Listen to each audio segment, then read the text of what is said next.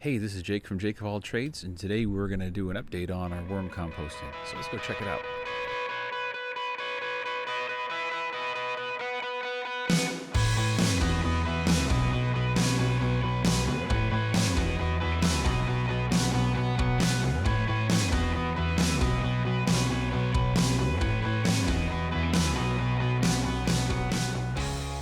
So I started this worm bin about 3 months ago, and I just want to do an update video on what I've found, what's working really well, and kind of some of the problems I've run into.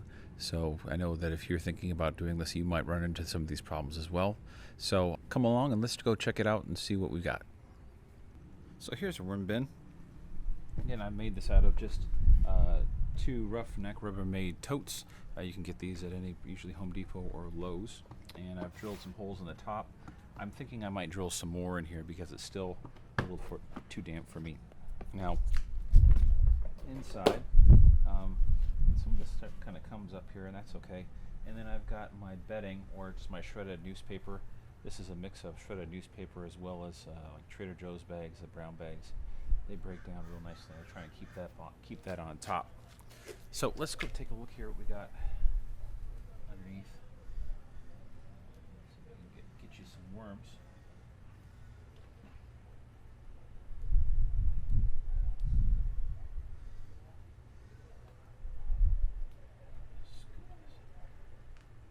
And here they are.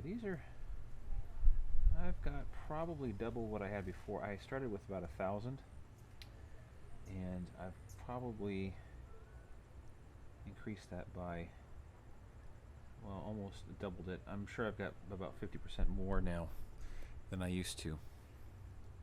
So here they are. They're beautiful. One thing that I've noticed here is that this is it's too wet. It should be the consistency of a wet sponge, and this is a little bit damper than that.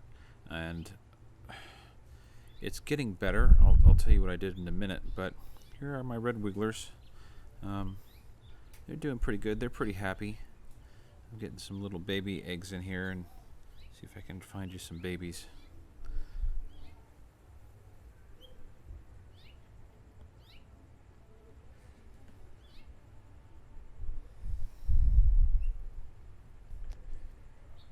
Well, there's a little guy right there, and then here's an egg. There's my little egg right there. Let me get in front of the camera so you can focus in. There's an egg, and so they're coming along. I'm really impressed with how well they're doing. I'm feeding them about once a day. I am feeding them about a pound of whatever we're throwing out, whether that's old fruit or old vegetables or anything like that. That's what I'm putting in here every day. And what I'm doing is I'm just taking a little bit, pulling it back, and then just dumping it right here, and then covering that back up. Now, some of the problems that I have had, one is fruit flies. One way to remedy that, or at least cut down on it, is I tend to I'll bag up. I'll just cut up whatever I've got, and then I will actually stick it in the freezer, and that cuts down the fruit flies. I'll just take that bag out once a day, let it thaw, and once it's thawed out, I'll just cover some on one side, and I'll put it in there and then cover. The other key is make sure you cover it up as best you can. Now, some fruit flies are a little bit unavoidable. They'll still get in. They still tend to be a nuisance at times, but this has worked pretty well, especially in then covering this up with the newspaper after that to keep it dry. Another thing, like I just said, at the bottom, it should be the consistency of like a damp sponge. If I squeeze this, and I don't want to squeeze it because I don't want to crush my little buddies here, but if I squeeze it, I should wring out a little bit of water. And what I had, because I had put so much fruit in there, it was really, really wet at the bottom, and I didn't really care for that. So I ended up just shredding a lot more of this and kind of mixing in a little bit better, and it has got better. That's also going to bring up the pH a little bit, because I believe it's a little bit too acidic in here, and that's not good either. So that's another issue I had, was just it got too wet. I was putting in too many I was putting in too many fruits and stuff that had a lot of water content, so that was an issue for me. Now the last thing I had an issue with, and one thing I learned from, I never leave food just sitting out, especially outside. I don't know if some kind of bug or something got into some potatoes I had outside, but I opened up the bin down here, I dug up where the potatoes were, and then I had these grubs. I'll show you. I got most of them out, but I had these little critters in there. Lovely, right? And that's not what I want in there. So I got most of them out. I'm sure I probably still have like one or two still in there, but they were just going to town on those potatoes that I had in there. So I've got most of those out, but you can I've got some red wigglers I gotta separate out. Then I'll just toss these guys. But he doesn't look very happy. He hasn't been in his container for a while, so we'll put him back in. But I'm going to dump the rest of this. I got to go through it a little bit better. So please make sure that whatever you're taking from your kitchen and putting in here, cut it up. That's the other thing I forgot to mention. I like to cut mine up a little bit finer. I just don't throw the whole rind in there or whatever, and that wouldn't hurt.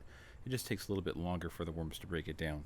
I'll cut it up into small, 1-inch pieces, just chop it up real quick, stick it in a Ziploc bag, throw it in the freezer, let it thaw. And that way I don't have to deal with these grubs getting in and all that nasty stuff. It's just a big pain.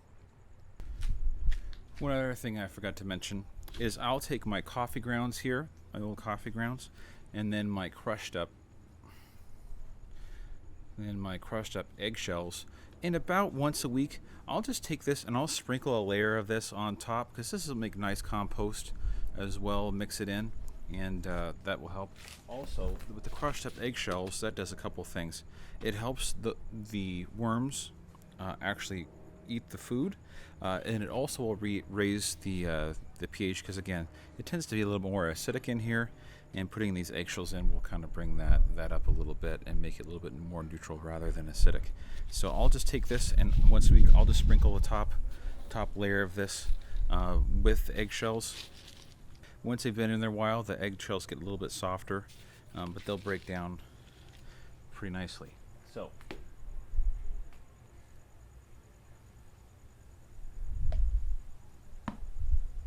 let me just dig down here and show you.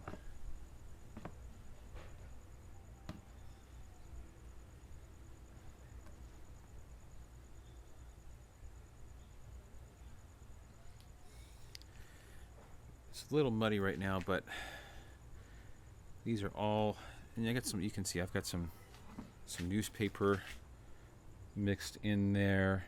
I've still got some worms in there, but these little white things are eggshells. But if I let this dry, these are good castings right in here, and this is perfect for the garden. I'm probably going to wait about another month before I actually take this out and harvest the castings, and then I'm going to make another video on that, on how I take care of that and show you guys how I harvest this. You want to do that every 2 to 4 months on average, just to clean everything out and give the worms some new stuff. And there's a couple ways we can go about that, so I'll show you a few that you can use, or a couple methods that you can use to make that happen. What I'm probably going to do is I'm going to make 2 worm bins. I'm probably going to split this up and take what I've got here, because they'll probably have doubled by the time another month rolls around. I'll have twice as many worms in here as I did when I started. So I'll start another worm bin, make some new bedding, put it in this one, and I've got two more totes that I'll put together, and that way I'll have 2 of these going at the same time. And we have enough food here that we can put in here to make that happen, to accommodate both bins for sure. Because sometimes I'm using way too much. I got stuff I'm still throwing out. I don't want to overfeed them, because then they're not happy about that. You don't want to underfeed them. You don't want to overfeed them. I'm really happy with how this has turned out, especially for doing this the first time. And I'm just going to keep working at it. And pretty soon I'll have this. It'll be ready to go in the garden and go in the different flower beds and stuff. And I'm excited to see how it's gonna help out.